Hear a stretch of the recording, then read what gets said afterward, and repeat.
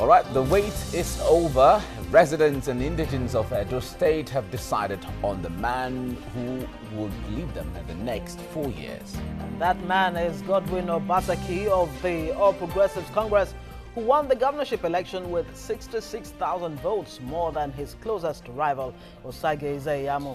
But that victory for APC did not sit well for the country's main opposition, the PDP. Godwin Nohehase Obaseki, APC, 319,483. That is 319,483 votes. Izeyamu Osage Andrew, PDP, 253,173 votes. That is 253,173 votes. I'm therefore stating as follows that Godwin Nohehase Obaseki of APC, having satisfied the requirements of the law, scored the highest number of votes, is hereby declared a winner and is returned elected. To bring out the outside result of yesterday before they can proceed. Anything more than that, we can't accept that. Or else they should cancel the whole local government of that Oriado. Let's go back and enroll the election of Oriado. Anything more than that, we are not going to take it. They should give us our mandate. We clear all the GRA in Edo State. We are ready to face them for early warning to them. Anything more than this, no way. We are not accepting it. Yes.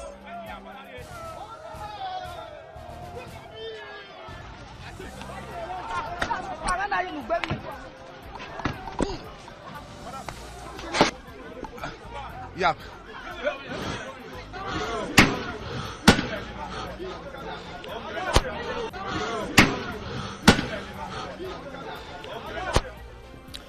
Those are definitely not the kinds of pictures we expected to see, considering the fact that the Edo governorship election actually went on, to a very large extent, quite peacefully.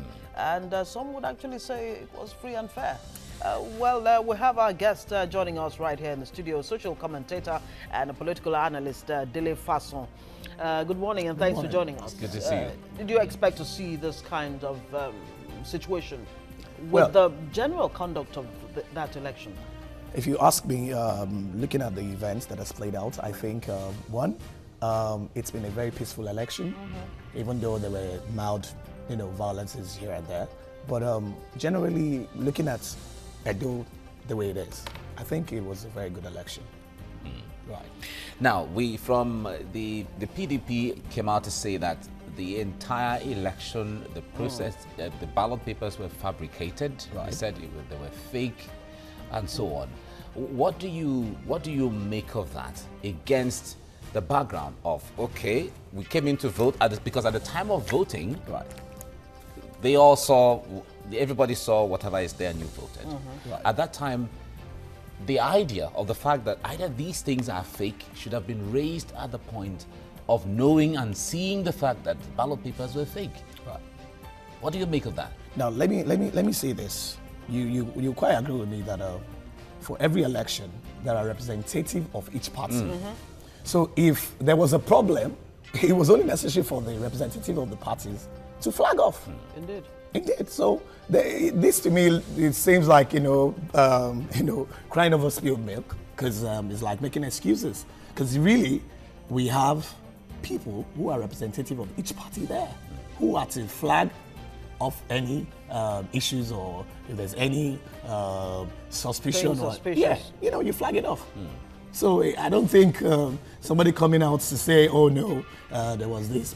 To me, and then you say the whole election was predetermined and all of that. Remember, even before the election, both parties were accusing INEC. Each other, of course, yes. They were accusing INEC and, of course, the security, forces who actually came up to advise that the election should be shifted by 2 weeks. Right. If you look at the trend, because you see, for the security people, they've gotten reports, right? They've gotten reports that, that's why they, shifted the election. Trust me, if that election had taken place as at that time, we will not be talking about what we're talking today. You think it would have really been violent? Of course, yes, yes. And I think we should commend the security operatives for them to have been able to ensure a peaceful election. INEC has done very well. As a matter of fact, I commend INEC and all the representatives of INEC. They've done a very good work. I never expected, I was expecting something much, much worse than what it is. So for us, I think Edo people have come out en masse to vote for what they believe should All right. be. For you, if you monitor, you monitor the election and Right. comparing how INEC conducted itself or Right. conducted the The whole whole election election. process, Right. between that and what used to be, what really made it for you? What areas of commendation will you give to INEC to say, okay, fine, there was an improvement here or there was an improvement there? Well, in terms of first, you talk about the registration, voters registration that taking place as at that time. We will not be talking about what we're talking You today. think it would have really been Well, violent? of course, yes, yes. And I think we should commend the security operatives for them to have been able to ensure a peaceful election. INEC has done very well. As a matter of fact, I commend INEC and all the representatives of INEC. They've done a very good work. I never expected, I was expecting something much, much worse than what it is. So for us, I think Edo people have come out en masse to vote for what they believe should All be. right. For you, if you monitor, you monitor the election and Right. comparing how INEC conducted itself or Right. conducted the The whole whole election election. process, Right. between that and what used to be, what really made it for you? What areas of commendation will you give to INEC to say, okay, fine, there was an improvement here or there was an improvement there? Well, in terms of first, you talk about the registration, voters registration, because you need to look at that. You need to look at how many people got registered, the polling booths, those who are to facilitate the logistics, because these are very key things. Was it there? Was it available? Where could people access polling points? And if you look at these things have been improved upon. They have.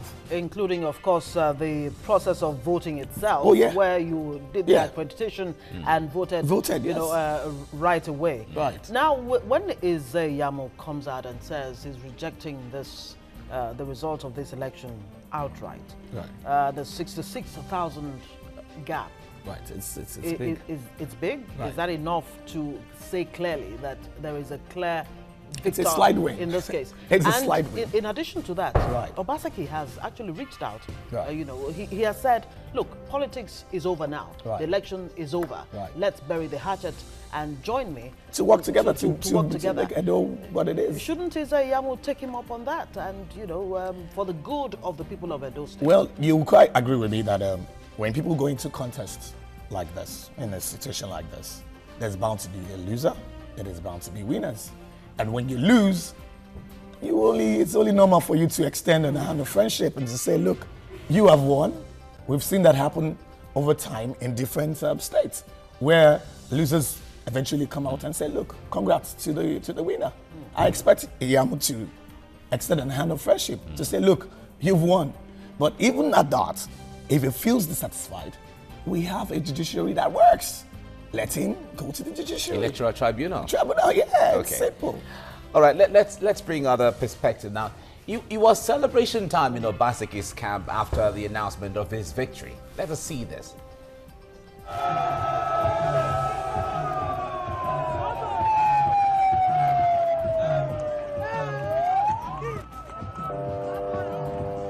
The governor-elect, in his acceptance speech, thanked the voters and party officials for their commitment and promised to fulfill his mandate. Is a historic victory for all Edo citizens and our great party, the All Progressives Congress, APC.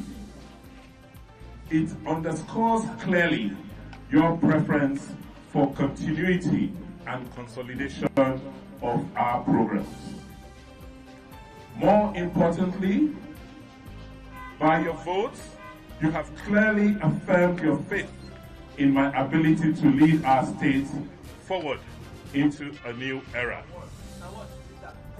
This is a responsibility Philip Shoaibu, my running mate, and myself do not take lightly. Our promise is to build a state which will be anchored on a productive economy that will transform and empower our citizens to the next level. All right, you heard the winner there, Godwin Obaseki. Before the election, there were extraneous factors that people, feared could have made the election go either way, whether in favor of Obaseki or Ize-Iyamu for that matter. Okay, that is all behind us. Right. Now, moving forward, Obaseki had this 9-point agenda. It promises, to the electorate, right, if he became governor. These are the things he would achieve: 200,000 jobs in 4 years, agriculture, infrastructure.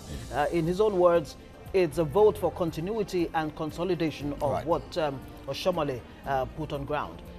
What's your assessment of all of this, especially when it comes to his manifesto? I don't know how, as familiar you are with some of the manifestos or what he has on his manifesto. Right. Let me first say that Obaseki, as you know, because I like to look at the pedigree. Yes. As a person, look at. Let's leave the politic angle of it. Mm-hmm. Let's look at him as an individual.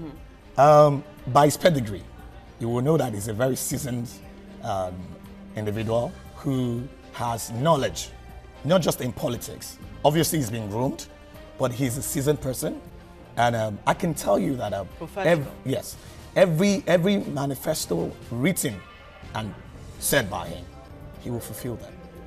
Because one, he has taken time to understand the people of Edo. He understands the need at this time. And good enough, just like the national leader, Bola Ahmed Asiwaju. You see, what you see happening in Edo State today is what he replicated, Asiwaju replicated in Lagos when he brought in Fashola. And we all saw the good works Fashola did. And that's the same thing Adams has done. He is saying that, look, for there to be continuity and improvement in programs, in policies, in developmental changes in Edo State at this crucial time, who does the cap fit? Not other person than Obaseki, because he's got what it takes. So an investment banker, a leader of the economic team, and all of the what he brings to the table. He'll be bringing all the expertise and professionalism into play. Definitely. All right, we have our correspondent, California, who was part of those who monitored the election from side to side, local government to local government, enclave to enclave in Edo State, joining us now to give us perspective. Carl, good morning. It's good to have you on right now. I said yesterday we saw some demonstration by youths. Can you give us a perspective of how that is either going on or that has died down now? Thank you, Mike, for that question. We all saw the ugly scene yesterday at the INEC headquarters, very close to INEC, because the security personnel could not let them have their way, have a smooth passage to storm the INEC office as they had earlier planned. But the thing shocked everybody, because nobody expected this kind of protest, considering the fact that the election was largely peaceful. People voted without molestation. The security personnel, the massive security beef up ahead of the election that people thought maybe they could intimidate voters that the security agents might have ulterior motive. And that wasn't the case. They remained neutral, ensuring that the two party supporters had 3 days to vote for the candidate of their choice. And at the end of the day, the results were being announced midway. That was when they've done about 6 local governments.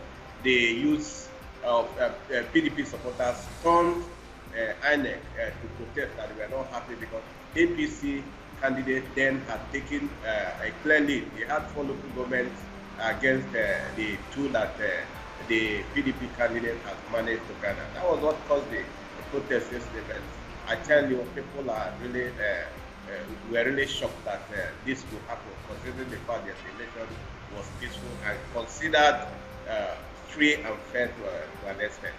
Indeed, but Carl, tell us what the mood, it generally was across all demographics, when the announcement came from INEC that Godwin Obaseki was the man who would lead them for the next 4 years. Well, I would say something funny happened yesterday. Before the declaration was made by INEC, we had a very fair weather. The day before, that was when the election took place, the weather was very dry. People, as if God was on the side of the Edo people. Then the following day, when the results were being announced, the weather was very fair, very friendly. In fact, we never had this kind of sun in Edo State. Since the last 2 weeks, I've been in Edo monitoring the campaigns and up to the day of the election. But shortly after, as if it was the heaven opened, immediately the declaration was made, as if, will you call it a shower of blessing? Or I don't know, but that was the situation. So at that point, people were running to their houses, no time for the but the camp of the Obaseki, that is the eventual winner, were in frenzy mood. So they took to the street, and my colleague monitored that exercise. We were stuck in INEC office. As when we were driving down to the town, there was nobody. Streets were deserted. But later on, when the rain subsided, it was jubilation all over. And since morning, it has been raining heavily. Wow. That was why we couldn't even use our DSNG machine. I had to resort to Skype to talk to this. Okay. Yes. Maybe showers of blessing. All right. Let's. Well, when it comes to raining, Africans attribute different meanings to when rain fall at certain times. But Carl, that was what somebody said yesterday. Are you sure it's not the camp of the PDP that drew this way? So that Obaseki and Oshomole cannot celebrate the victory. Well, anything will happen. We're Africans, and if somebody dies a natural death, it can be attributed to witchcraft. All right, Carl, let me ask you this. Well, you have been on ground and you have crisscrossed Edo State one way or the other. What are the people saying? What do they really want in this dispensation that the new governor is coming on board? Well, the expectations are very high. Majority of them, Edolites as they are called, believe that the government of the day, the incumbent governor, Adams Oshomole, has done really very well. And they were yearning for more, like the Oliver Twist. They are not also satisfied. They want somebody who can come and build on the successes recorded by Comrade Adams Oshomole. So they were actually yearning for continuity. And when it happened, you can imagine, if not for the rains of yesterday and today, I believe Edo people will be on the street today jubilating and celebrating the victory, because their yearnings have been granted by God. Let me still take you up on exactly what their yearnings are. Remember that Obaseki has this 9-point agenda from providing 200,000 jobs and ensuring that the youth actually will be the drivers of this vision that he has in place. The vocational, institutions to be built, about 8 or so of them, to provide skills and what have you. How quickly, in your estimation, do they want this to happen as soon as he, takes over in November? Yes, I will say at this point that I will feel for the young man Obaseki, because the problem largely in Nigeria is unemployment, and most youths believe that was of all the 9-point agenda that is what is uppermost to them, and if it's not, if that promise is not met on time, I believe they will be agitated. But he has made it clear that there will be direct and indirect jobs. That first, the youth will be they'll be documented to know the actual number of youths that are either qualified or anyhow people that need job. People that need job, they will have they will profile them and know the areas they will be pushed to. But he said that they are going to be creating direct and indirect jobs. That right now, a power plant is being built by the present regime, and that he believes that that power plant will be completed quickly, and that will lead to industrialization, because as I say, so many companies have shown interest that want the power, which is the major problem of the state, is solved, a lot of industries will come, establish their firms, and employ Edo youth. That is another job. Plus the one the government will employ on their own, because he said they are going to, touch every sector of the economy, agriculture, and which they will build farms, and youth will also be given loans to go and establish their small-scale farming. And he is confident, because even when the opposition were saying that this is another fraud, that they don't believe that Obaseki can create 200,000 jobs within the period he's promised. But he told them that it's achievable, and he's very, very optimistic that it's achievable. And don't forget that he's the brain, they call him the brain boss behind Oshomene's success in government. All right, Carl, thank you very much for giving us update, and we wish you well. Enjoy the time you're there with Edo people as they celebrate, if you can. All right, we're going out on TVC Entertainment, but viewers there can continue with TVC Breakfast on TVC Nigeria on Concert Channel 190 and DSTV Channel 418. And of course, also on Go TV 45 and ACTV 510, you can continue to watch the show. We'll be back shortly.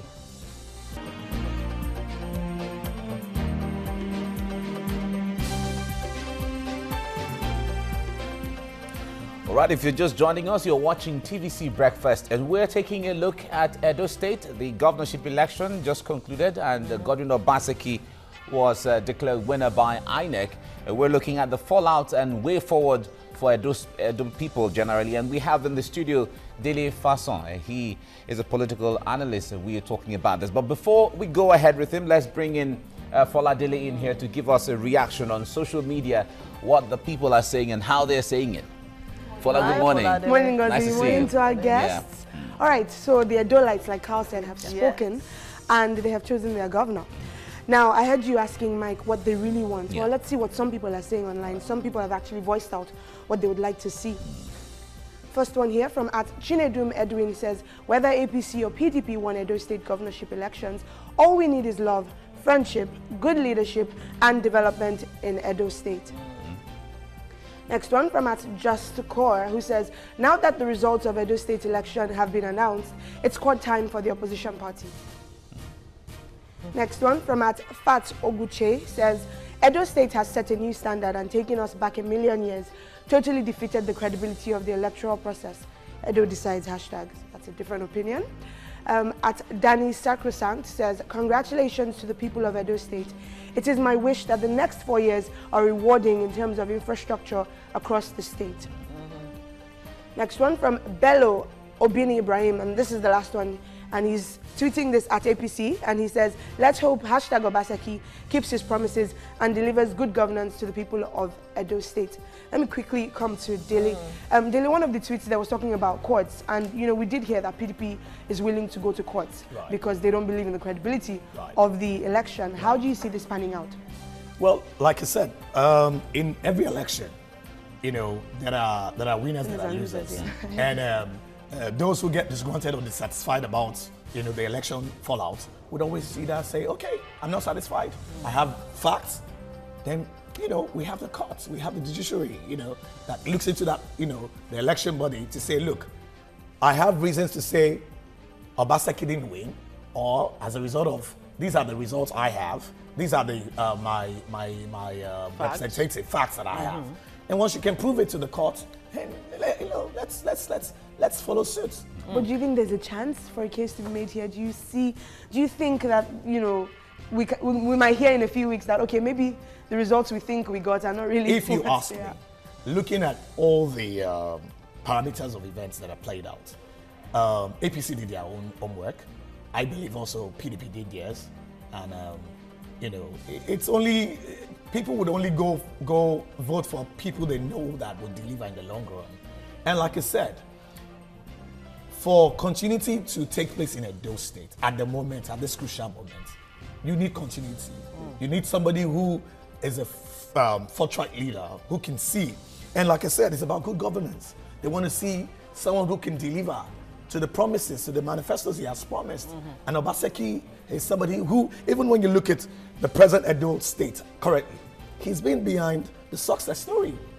So, indeed, very, very. he has played a key role. there. Taking that played a part in them of course. choosing him. All right. Fola. All right. Thank you, Fola. Gozi. Thank you. See you again later on. soon. Now, All you know, right. speaking of which, let's even do some kind of a brief profile of the two gentlemen. Okay. Obaseki, an investment banker, international contacts, Right. has international experience in asset management and what have you. Right. Izeyamu, politician, he's always been there, has been part of the Oshoma, even Oshomale's, victory and all of that. Right. But looking at these two people critically, Right. and as a matter of fact, both Bini sons. Yeah, Ah, it's a tough one.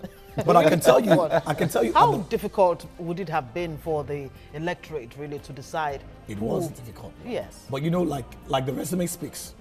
And at this juncture, like I said, for someone like Obaseki, like I said, when you profile his resume, the what he will be bringing into Edo State is enormous, because you're talking about investors right now coming in, because he has that contact. So he will be bringing a whole lot of the dynamics into Edo State, because that's what you need, that injection into Edo State at the moment, so that people can project into Edo and say, okay, Edo State is a very viable place. It's a place where industries can come in at this point in time, and also by so doing, when the industries come in, there will be provisions for jobs. It will create employment for the youths in Edo State, and particularly because one of the promises he made is to tackle the issue of unemployment, Indeed. which is very key, and he knows that the moment he doesn't do that, the people start agitating. But there's some analysts who actually frowned at the idea that none of these candidates, well, now Obaseki is a winner, of course, Right. none of them really talked about sports.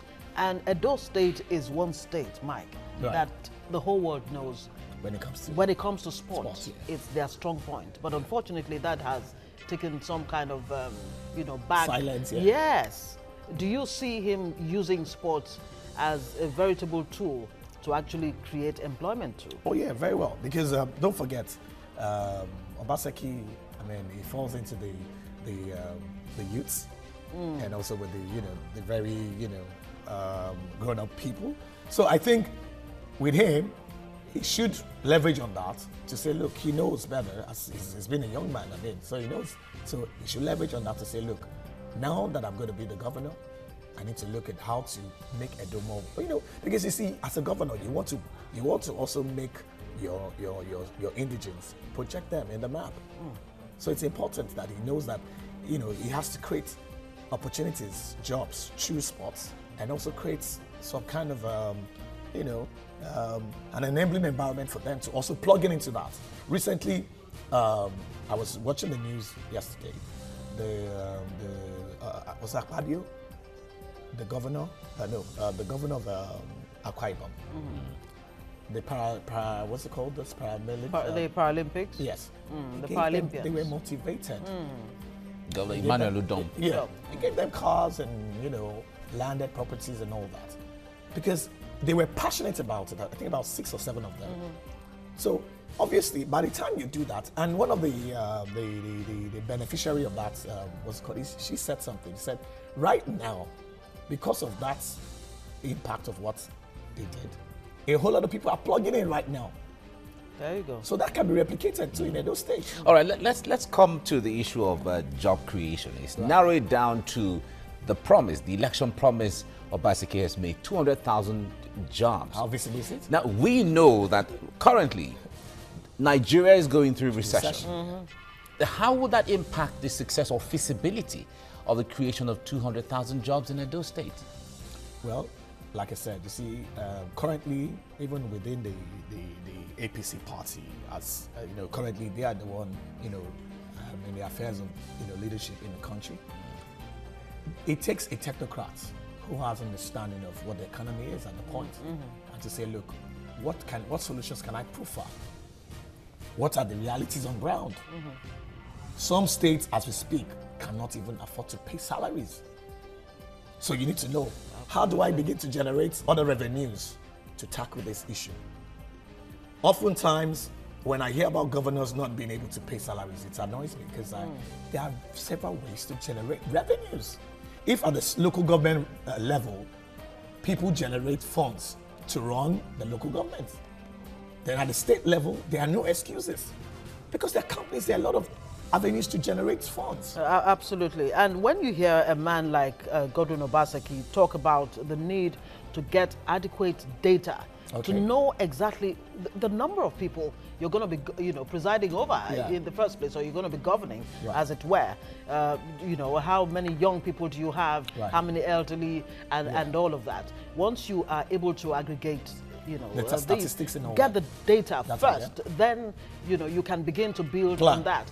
Doesn't it give you an idea that this man actually may just know what he's talking about? Obviously, for it to have made that promise, I'm sure he has.